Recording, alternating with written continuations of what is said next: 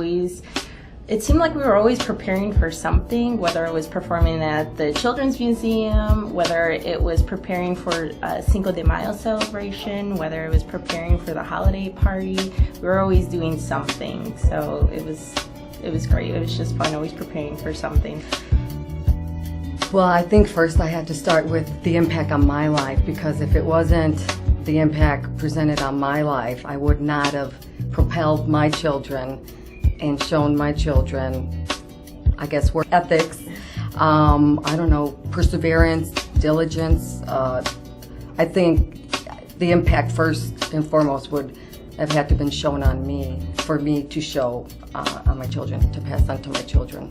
You talk about self-esteem, you talk about caring, support, guidance, extracurricular activities for the parent, parenting skills, social worker that I met that is still a friend of mine as to this day, that you all had for me. I think I looked on your boards, I read the newsletters, when there was newsletters. Now I'm sure everything's online. But I was definitely diligent in regards to looking at all the resources that you had to offer. Yeah, a big role was my son needed to wear a helmet and knee pads. And I didn't see any other children wearing helmets or knee pads. So they took him on.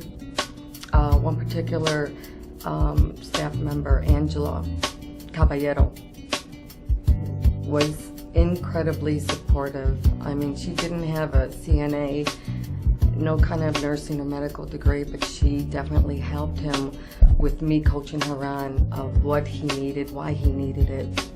And so after the helmet, because at that time he was diagnosed with Fanconi anemia, which then subsequently correctly diagnosed with aplastic anemia, which was fairly new then. But he was in a setting with not only the helmet and the knee pads and shin pads, but he needed a surgery, and he had a port, literally a tube coming out, a central line, tube coming out of his chest, that if it got unclamped, he could subsequently bleed to death. And again, I think it was, I shared the close members or the staff that took care of my son, but you know, I guess God was with us too. He's very well now, he's 26 now, and he's a success story. Life,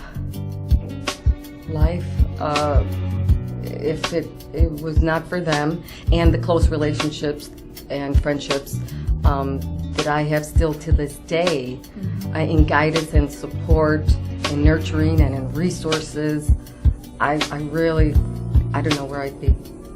I don't know where I'd be, but they were definitely, they propelled me in many ways than one, not just with my children, but obviously in helping me grow as well.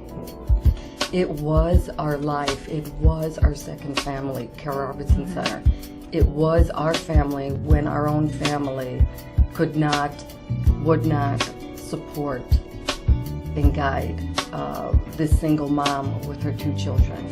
And Carole Robertson Center was there to take on that extended family.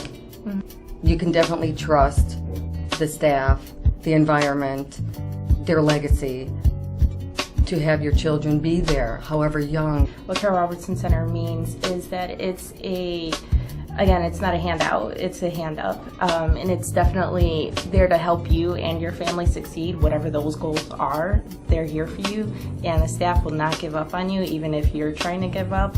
In 1998, the Carole Robertson Center for Learning was approached with 2 expansion opportunities. Saying yes to both meant the agency would triple in size, fulfilling future agency plans, but at a very rapid pace. Saying no to either meant that one project would not happen. The center's parent-led board did not want to deny families much-needed services, so 2 new family resource centers were developed. So by the mid-90s, Carole Robertson Center had really evolved into what we thought at the time was a fairly comprehensive organization with a lot of depth of service. We were serving 2 communities, and we were serving children from the age of 3 all the way through high school, plus their parents. A lot of changes were coming down, both locally in our community as well as nationally. And those changes really caused us to sit down in our next strategic planning process and really examine what all those trends meant. That was the strategic plan that was adopted by the Board of Directors in 1996. And by the year 2000, all of it had been completed. In fact, by the year 1998, all of it was well underway. So one of the things that the board did say in 2001 when we did our next strategic planning process was that we really wished we'd asked for world peace, because that is certainly something that could have been accomplished.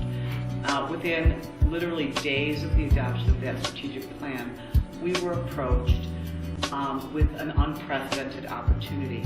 There were empowerment zone projects on the west side of Chicago, and the child care provider for one of those projects had dropped out of the project.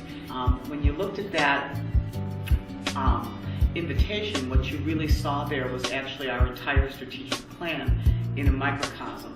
It was a new facility.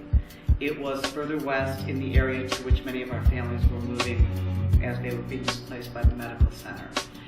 It was set up, the financing model presumed that there would be children from birth all the way through school age, so it dealt with the whole birth to 3 population, and there were significant job development requirements tied to it, which would have been the whole welfare to work, employment and training initiative. It really was a perfect opportunity for this agency, and it was something that we did not take on lightly, but we also knew it was an extraordinary opportunity. And at that point, we would have doubled. We would have doubled in staff, doubled in budget, doubled in program size, and we would have had 3 sites on the west side of Chicago. A funny thing happened. On the way to doubling the Carole Robertson Center, we in fact tripled the Carole Robertson Center.